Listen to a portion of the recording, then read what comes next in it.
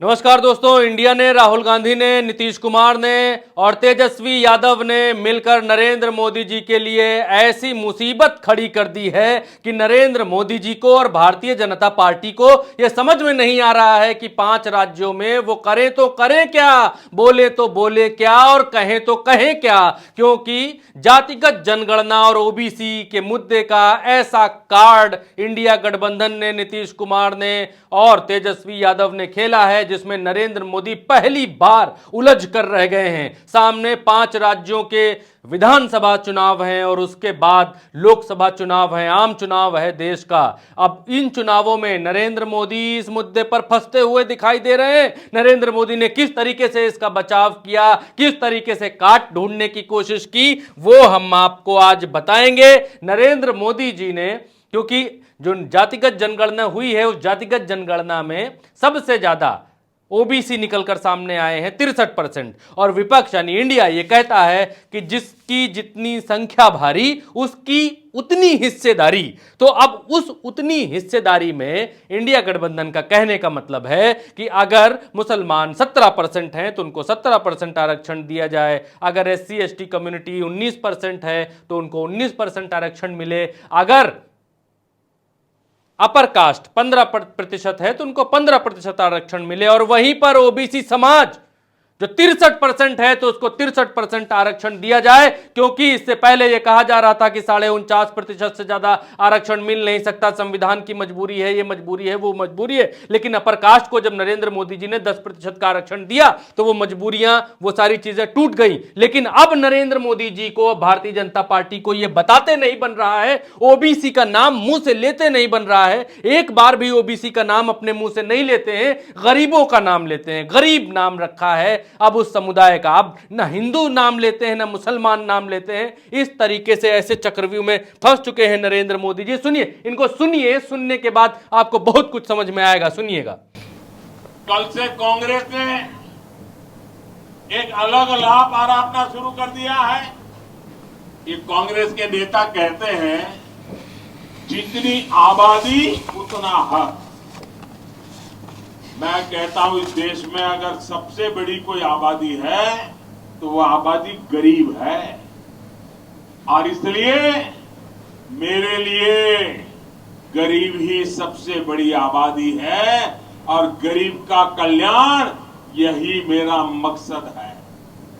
ये वही भारतीय जनता पार्टी है जिस भारतीय जनता पार्टी की विचारधारा हिंदू और मुसलमानों के इर्द गिर्द घूमती है। ये वही भारतीय जनता पार्टी है जिस भारतीय जनता पार्टी की जो रणनीति है, चुनावी रणनीति है, वो धार्मिक एजेंडे के इर्द गिर्द रहती है। लेकिन अब नरेंद्र मोदी ओबीसी के मुद्दे पर एक बार भी अपनी जुबान से नहीं कहते हैं कि 63% अगर ओबीसी निकल कर आया है बिहार में तो इस 63% को उसकी जनसंख्या के हिसाब से उसका अधिकार मिलना चाहिए, उसको उतना हक मिलना चाहिए। नहीं बोलते हैं, एक बार भी नहीं बोलते हैं। क्या बोलते हैं? बोलते हैं कि गरीब सबसे बड़ी आबादी है इनकी नजर में। इनकी नजर में गरीब सबसे बड़ा तबका है, वही सबसे बड़ी आबादी है और गरीब को हक मिलना चाहिए। लेकिन जातिगत जनगणना से जब यह पता चल रहा है कि कौन सी, इसमें तो सभी जातियों का फायदा है जातिगत जनगणना के हिसाब से, क्योंकि जिसकी जितनी हिस्सेदार भागीदारी उसकी उतनी हिस्सेदारी। तो अगर सवर्णों को जो आरक्षण है वो कम मिल रहा है या नहीं मिल रहा है,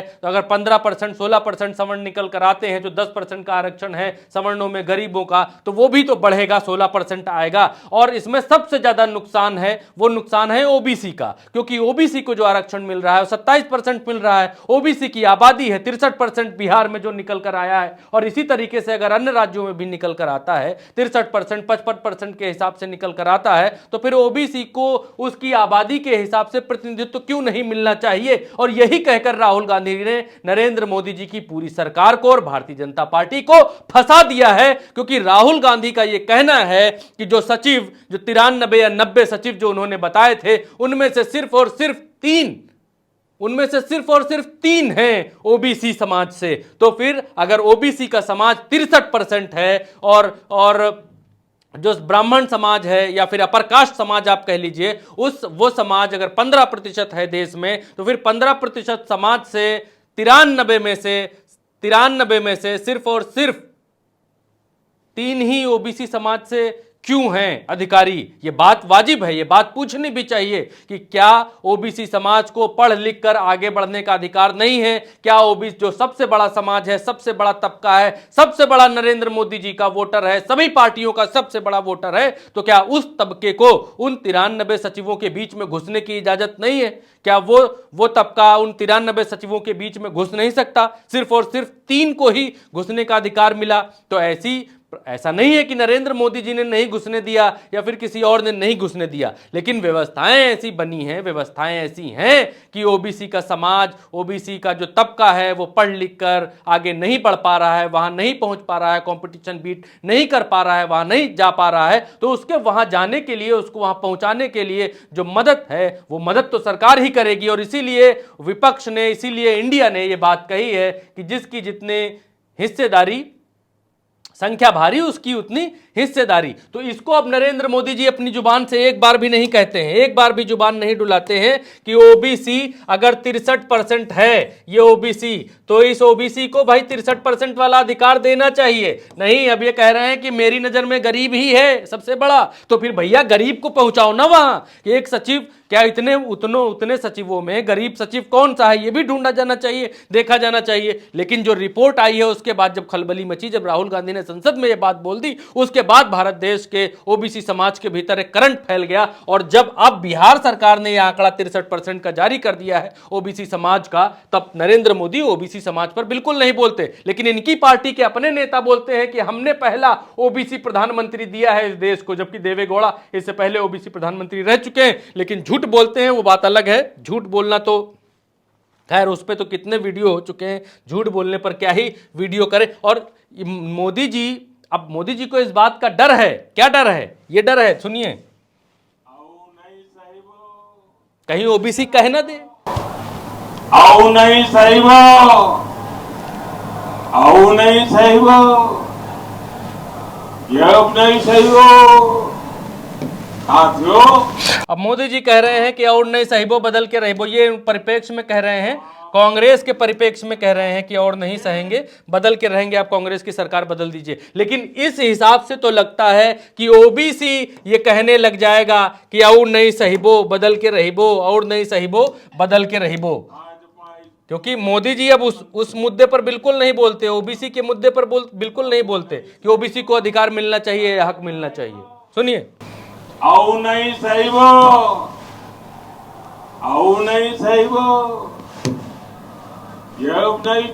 ठीक है, अब आगे देखिए, आगे मसला क्या है कि अब नरेंद्र मोदी जी हिंदू और मुसलमान के बीच का जो खाका है, जो खाई है, हालांकि मुझे समझाने से पहले आप सुन लीजिए, सुन लेंगे तो ज्यादा बेहतर समझ पाएंगे। मनमोहन सिंह कहा करते थे कि देश के संसाधनों पर पहला हक देश के मुसलमानों का है, अल्पसंख्यकों का है, और उसमें भी मुसलमानों का है। अब कांग्रेस कह रही है कि आबादी तय करेगी कि पैदा का हक किसका होगा।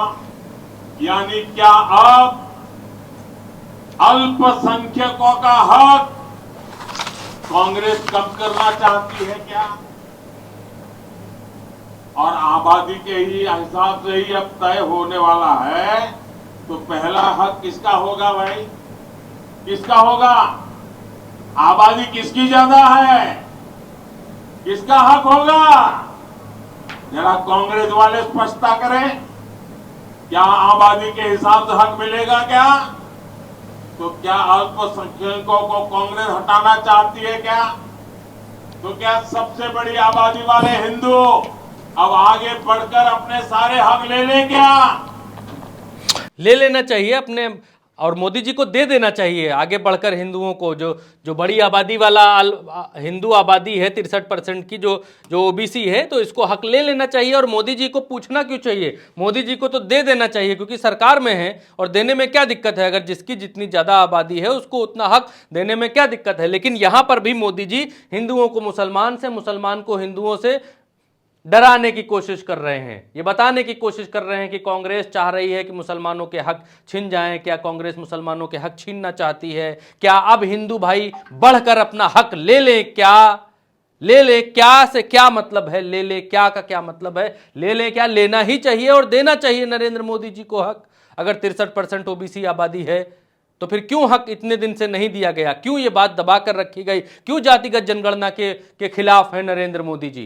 क्यों नहीं कराना चाहते जातिगत जनगणना? इस देश में जो इस देश को चला रही है, जो आबादी सबसे ज्यादा है, जो आबादी सबसे ज्यादा मेहनत कर रही है, उस आबादी को सबसे ज्यादा चूल्हे में झोंक कर रखा गया है। उस आबादी के हक के बारे में कोई बोलने वाला नहीं है। और राहुल गांधी ने अगर ये बात उठाई है कि 90-93 में से सचिवों में से सिर्फ और सिर्फ 3 ओबीसी हैं, तो ये बड़ा सवाल है, ये बहुत बड़ा क्वेश्चन मार्क है इस देश के ऊपर, इस देश की ओबीसी आबादी के ऊपर बहुत बड़ा क्वेश्चन मार्क है कि जब आबादी सबसे ज्यादा है तो हमारे लोग नौकरी में सबसे ज्यादा क्यों नहीं हुए?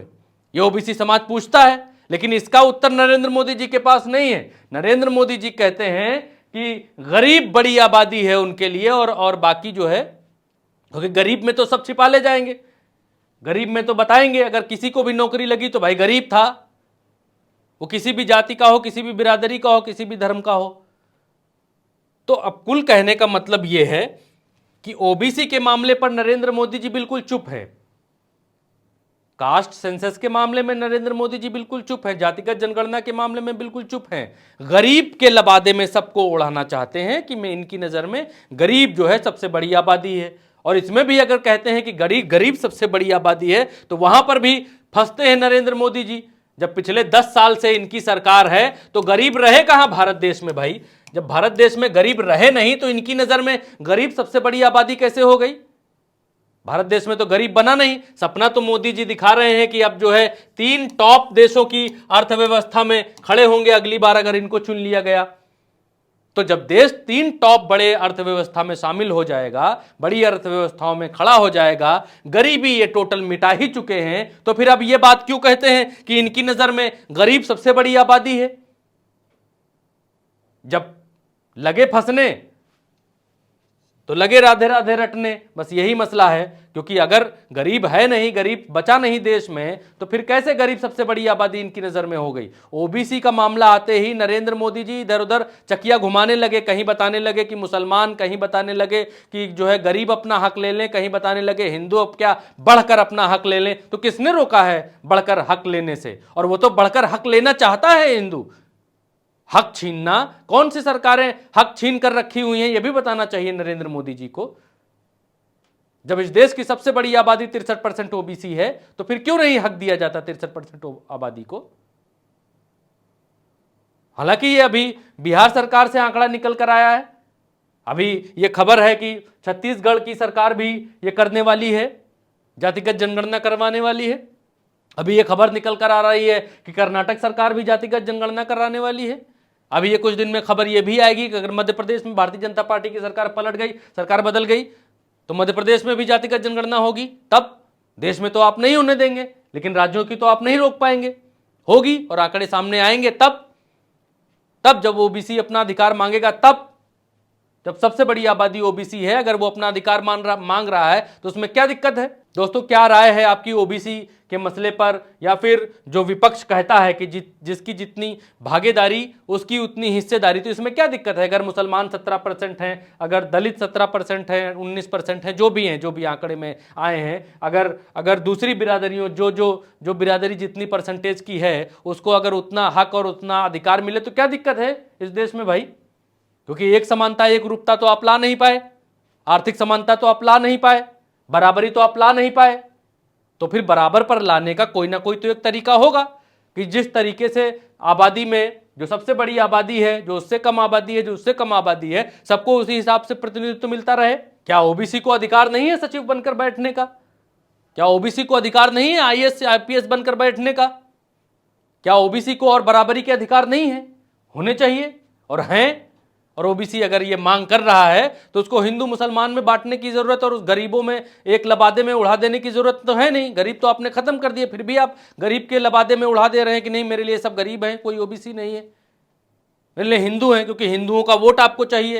हिंदू वोट देगा तो आप जीतेंगे जब सब हिंदू बनेंगे, और उन हिंदुओं में से अगर कोई अधिकार मांगेगा तो आप नहीं सुनेंगे, आपके कान में ओबीसी की बात नहीं जाती है। आपके कान में ये बात जाती है कि मनमोहन सिंह ने ये बात कही थी कि अगर अल्पसंख्यकों इस देश की चीज़ों पर अल्पसंख्यकों का पहला अधिकार है, संसाधनों पर अल्पसंख्यकों का पहला अधिकार है। दोस्तों, आप अपनी राय कमेंट में ज़रूर दीजिए इस विषय के ऊपर। उल्टा चश्मा यूसी की यूट्यूब पर आप ये वीडियो देख रहे हैं तो चैनल को सब्सक्राइब कर डालिए। फेसबुक पर अगर आप ये वीडियो देख पा रहे हैं दोस्तों तो फेसबुक का पेज फॉलो करिए, क्योंकि फॉलो करेंगे तो साथ जुड़ेंगे तो सच को और आगे बढ़ाएंगे। एक शेयर करेंगे तो सच के 100 कदम सच आगे जाएगा। आप एक शेयर करेंगे, 5 लोग और देखेंगे, 5 लोग और देखेंगे तो 10 लोग जागरूक होंगे, 10 लोग 20 लोगों को बताएंगे तो 100 लोग जागरूक होंगे। और लोगों को जागरूक करिए, सच बताइए लोगों को। नमस्कार।